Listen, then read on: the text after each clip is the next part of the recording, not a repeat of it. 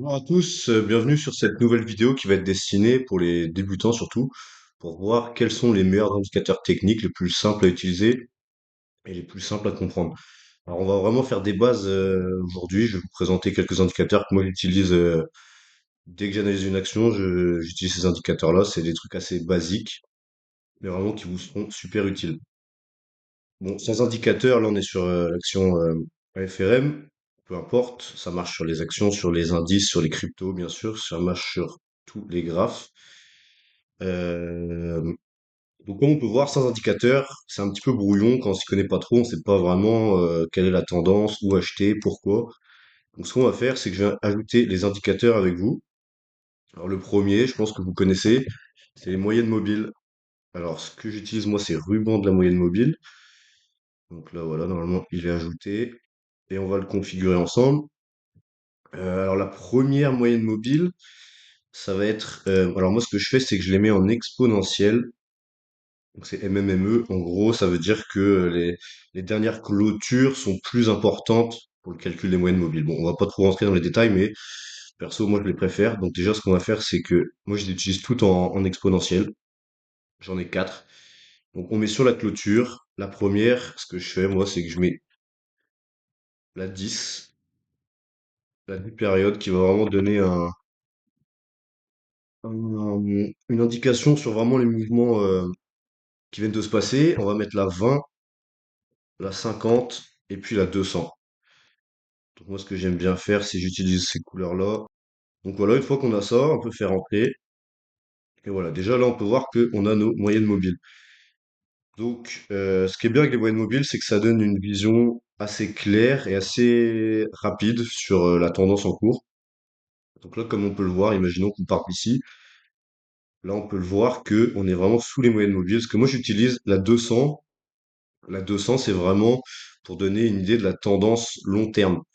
Donc pour faire très simple, moi, elle me sert surtout si on est en dessous de la moyenne mobile. Donc comme ici, par exemple, jusqu'ici, j'achèterai pas le titre. Peu importe ce qui se passe, je l'achèterai pas.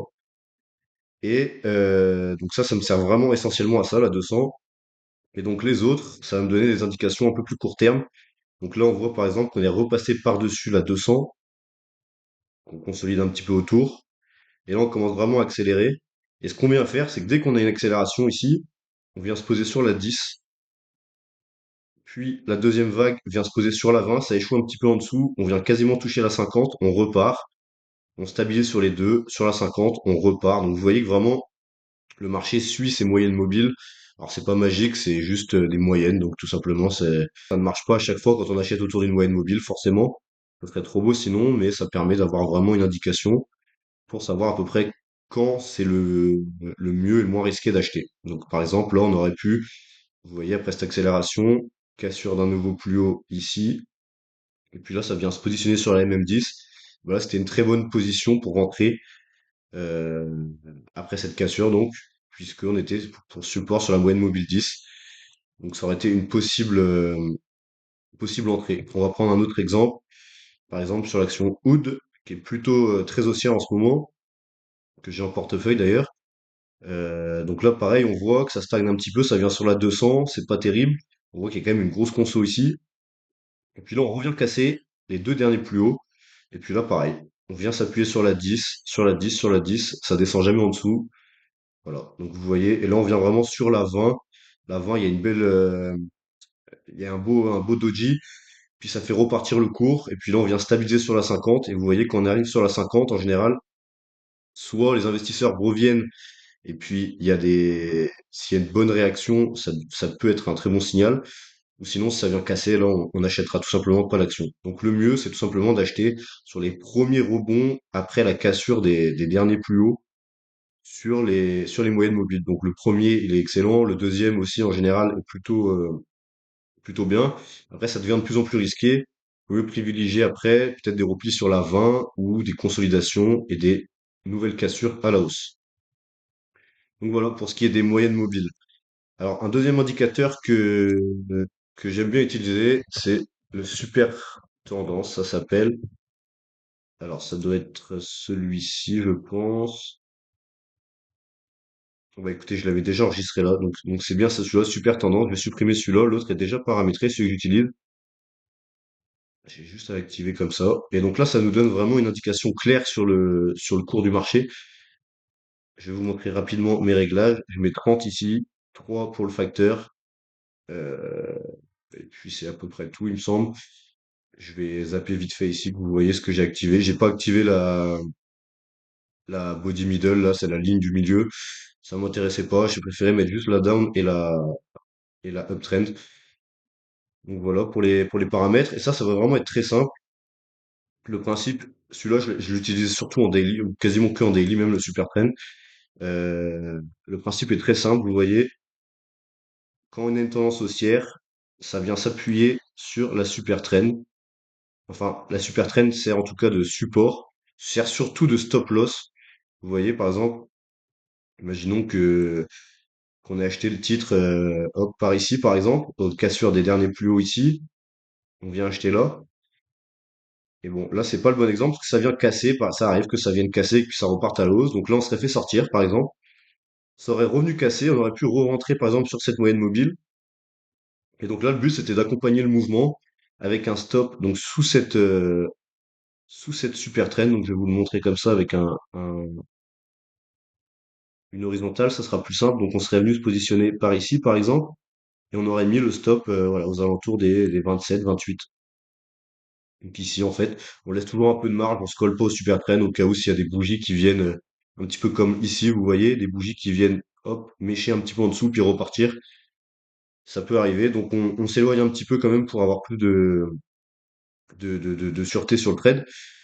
Donc, vous voyez, le but il est simple, pareil, tant que c'est au-dessus, au-dessus du super trade, donc c'est la ligne verte hein, du bas, on garde la position, on peut remonter notre stop au fur et à mesure, voilà, donc toujours un petit peu avec de la marge. Et puis vous voyez, ça vient jamais casser. Et voilà, ici, première fois que ça vient casser depuis la hausse, on a quand même pris, depuis, si on s'était positionné par ici, on aurait pris quelque chose quand même 100%. On aurait fait x2 sur l'invest, donc c'était quand même très propre. On aurait déjà pris des profits à 3 ou 4 R en général. Je ne vais pas rentrer dans le détail aujourd'hui, mais on aurait déjà pris une partie des profits et on aurait placé le stop, imaginons par exemple, on aurait pu le placer ici. Voilà. Donc, on serait fait sortir et encore, vous voyez, même quand le gap a eu lieu ici, on aurait même pu le rapprocher par ici sous les derniers plus bas. Donc, on aurait eu une perf un petit peu moins élevée, forcément. On serait sorti à bon, 57% quand même, ce qui était vraiment déjà très bien en quelques semaines, hein. Donc, vous voyez ici, ça casse le super trend. Et puis, ça reste vraiment baissier tant que c'est sous la ligne du haut en rouge. Voilà. Ici, on a une petite cassure. Au final, c'est un fake. Et puis là, on revient casser, on range un petit peu. Et puis là, quand on repart au-dessus de ces derniers plus hauts ici, vous voyez là, on repart au-dessus des derniers plus hauts. Pareil, le super trend n'est jamais enfoncé ou avec des mèches comme ça. Et tant qu'il est jamais enfoncé, on garde la position. C'est hyper important. Vous voyez là, c'est vraiment ultra précis, hein. Ça vient clôturer dessus la super trend, mais ça ne casse pas. C'est juste des mèches. Donc, ce qui fait que la super trend n'est pas cassée. On peut garder la position. Ça, c'est vraiment un indicateur que je trouve que c'est un des plus faciles à utiliser et vraiment hyper précis. Donc bien utiliser les paramètres que je mets, que je vous ai montré juste avant. Pour, voilà. Enfin, en tout cas, vous pouvez utiliser d'autres paramètres. Moi, c'est ceux-là que j'utilise et franchement, ils fonctionnent plutôt bien. Ensuite, un autre indicateur qui va être hyper important, ça va être les volumes. Euh, Ça va vraiment permettre de comprendre un petit peu où c'est qu'il y a des grosses mains, où c'est qu'il y a eu des gros achats. Ça va permettre de valider des signaux aussi. Donc voilà, vous choisissez volume, il n'y a pas de paramètres spéciaux à mettre. Donc voilà, les volumes, on voit qu'en fait, alors si ce que j'aime bien mettre sur les volumes, c'est une moyenne mobile, vous voyez, j'ai juste à cocher ça. Donc voilà, ça le fait en bleu. Je sais plus si on peut la régler, longueur MA, donc c'est la moyenne mobile. Moi, si j'avais mis sur 20, donc j'ai laissé de base. Donc ça permet en fait, tout simplement, de voir quand il y a des gros volumes. Je vais enlever ça sera plus simple. Ça permet de venir voir vraiment quand il y a des gros volumes à l'achat ou à la baisse. Vous voyez ici par exemple, on a une bougie rouge quand même assez importante, ça fait -5%, ça ouvre en gap haussier, puis ça termine là. On a un gros volume rouge ici. Et puis, sur les prochains jours, on voit que les verts sont quand même au-dessus de la moyenne. Donc, ce qui veut dire qu'il y a quand même des acheteurs encore qui sont présents. Et puis là, on vient casser, vous voyez, avec cette bougie ici, on vient casser. Ce que je vais faire, c'est que, hop, je vais faire comme ça. On vient casser ici avec cette bougie, la verte. Et puis, vous voyez que les volumes, pareil, sont supérieurs à la moyenne. Donc, ça veut dire qu'il y a quand même un flux acheteur qui est présent. Donc, voilà, c'est un bon signal.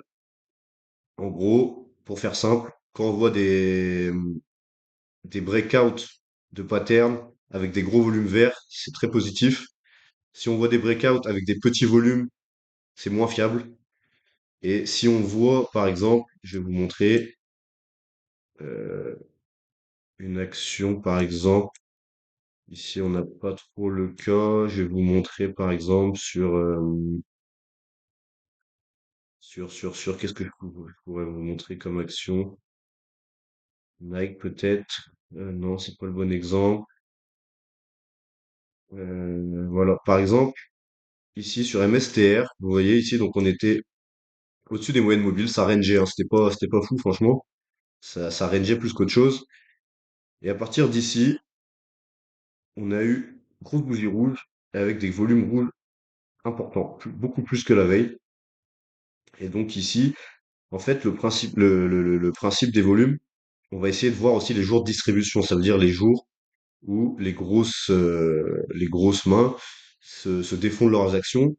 Donc en fait, quand on voit une bougie rouge supérieure, enfin une bougie du volume supérieur à celle de la veille, sur une période, par exemple, on va pouvoir dire sur une période de 2 à 3 semaines, si on voit 6 à 7 bougies, ça pue. Donc là, on va compter, c'est assez embêtant ce truc, peut-être qu'en plein écran, on verra mieux, voilà. Voilà, parfait. Donc là, on voit qu'on a une bougie supérieure à la veille, celle-ci est légèrement supérieure, 2, 3. Donc déjà, on a 3 bougies en 4 jours qui sont supérieures à la veille, 4, 5, 6, 7. Donc voilà. Vous voyez que là, il y a quand même des grosses mains qui se défendent leur position. On était déjà venu casser le super trend. Et vraiment, les volumes, là, viennent nous donner une indication comme quoi les acheteurs, ils sont clairement plus présents. Il y a plus de vendeurs sur l'action. Il faudra attendre pour re-rentrer. Euh, Là, par exemple, bon, c'était un petit peu tard si on se fie au volume. Euh, Est-ce que j'ai un autre exemple à vous montrer? Euh, ouais, il y a pas, j'ai pas forcément de. Alors ici, c'est assez intéressant sur Microsoft. Il y a eu une belle hausse là depuis début mai. Ça a quand même pris 40% sur Microsoft, c'est quand même pas mal. Et puis là, on voit depuis quelques semaines, donc depuis à peu près 8 semaines, on va dire, qu'il y a quand même des gros volumes rouges. Ça fait une, deux. Vous voyez, pourtant les bougies sont pas énormes, hein, elles sont très petites même, mais il y a des gros volumes. C'est-à-dire que les vendeurs sont présents. Un, deux, 3, 4, 5, 6, 7. Et donc là, on a vraiment, alors 7, pardon. Donc on a vraiment une belle indication comme quoi il y a déjà beaucoup de personnes qui sont parties de cette action. Et puis là, on voit ça continue, hein, les volumes rouges qui augmentent. Donc là, clairement, Microsoft, c'est pas une action que j'irai acheter maintenant, clairement. Ça a cassé la super trend, c'est sous la moyenne mobile 10 et 20. C'est franchement pas terrible. À rester à l'écart pour l'instant, attendre par exemple des nouveaux plus hauts, avec des nouveaux flux, des nouveaux volumes, et puis ça pourrait devenir intéressant. Voilà, un dernier indicateur que j'aime bien utiliser, mais que j'utilise de moins en moins. Donc ça, c'est vraiment les indicateurs de base que je vous montre, hein. Ça va être le RSI. Alors le RSI, ce que je fais, c'est que je le configure. Euh, Comment on le configure déjà? Ici, voilà. Moi, j'enlève ça, j'enlève. Alors non, j'enlève pas. Mais ce que j'aime bien faire, c'est ça, je la mets à 100. On va garder la mid. On va la mettre en noir, par exemple. Donc ça va être la 50. Pourquoi ça prend pas? Ok, bon, ça veut pas. Et ce que je fais là, c'est que je mets 0. Voilà, c'est à peu près tout, il me semble. Donc, là, ah si, alors j'enlève aussi. Bon, après, peu importe, vous pourrez modifier comme vous voudrez. En gros, le RSI, pour faire simple, c'est un indicateur qui est borné entre 0 et 100, du coup. Ça va donner une indication sur la tendance du marché aussi. L'idée, c'est que quand on est au-dessous de la zone des 50 ici, donc quand ça aussi en dessous des 50, on va pas acheter le titre. Ça veut dire que le marché est plutôt baissier. Quand on est au-dessus des 50, ça devient plutôt intéressant. Ça peut devenir haussier. C'est plus compliqué que ça, mais en gros, je vous le fais vraiment rapide. Là, on peut voir par exemple que on est resté autour des 64, 65 pendant quelques semaines, le prix de la hausse, le temps de la hausse. Et là, ce qu'on voit, c'est qu'on est venu casser cette zone qui sert de support, hein. Ça sert aussi de support, bien sûr, le RSI. On est venu casser ici, avant la super trend, hein, d'ailleurs. Vous voyez, on vient casser là. Là, on est toujours au-dessus du super trend. Mais on vient casser cette zone. Premier signal, des gros volumes, ça commence à puer. Et puis là, on vient vraiment casser. On passe sous la zone des 50 ici. Faut savoir que dans une tendance haussière, ça peut descendre jusqu'aux 40 des fois. Dans une tendance baissière, ça peut monter jusqu'aux 60. Mais voilà, en règle générale, prenez 50. Après, à vous d'utiliser, d'étudier un petit peu cet indicateur pour comprendre vraiment un petit peu comment ça marche. L'idée générale, c'est vraiment ça. Et voilà. Donc, c'est à peu près tous les indicateurs. Il me semble que je voulais vous montrer. Il me semble qu'il y en avait un dernier aussi. Euh, alors, attendez que je retrouve. Ah oui, alors c'était celui-là. Ça, c'est en fait, ça permet de, c'est la force relative par rapport à l'actif qu'on lui donne en paramétrage. Donc, par exemple, voilà, on paramètre ici. Donc, c'est Jacques Corselli, RS Line. Vous marquez ça dans la barre des indicateurs. Vous le trouverez. Donc, je vous montre vite fait mes paramètres. Et donc, ce qui est important, c'est ici RS Index. C'est sur quoi ça va se baser pour faire le comparatif. Vous voyez, moi, j'ai mis le Nasdaq. Vous pouvez mettre le SP500 si vous tradez des actions américaines, vous pouvez mettre le Nasdaq. Si vous tradez les cryptos, vous pouvez mettre le Bitcoin par exemple, ça marche très bien aussi. Voilà, vous avez compris un petit peu. Si vous tradez les actions européennes, vous pouvez mettre le DAX par exemple. Donc le but c'est de faire un comparatif par rapport au marché, aux indices plus généraux. Et donc l'idée ça va être de quand le marché est au-dessus de sa moyenne mobile en noir ici, enfin quand la courbe est au-dessus la moyenne mobile, ça veut dire que l'action surperforme l'indice en question que vous avez sélectionné. Quand ça passe en dessous, c'est que ça sous-performe. Donc l'idée, ça va être d'acheter plutôt des actions qui sont au-dessus de cette moyenne mobile, ce qui veut dire qu'elles ont surperformé le- l'actif en question. Et en général, un actif qui surperforme est voué à surperformer encore pendant quelques temps, du cas que ça se retourne, bien évidemment. Faut pas arriver trop tard. Donc voilà. Euh, voilà. Ce que j'utilise aussi, c'est un Bass Finder ici. Je peux vous le montrer rapidement.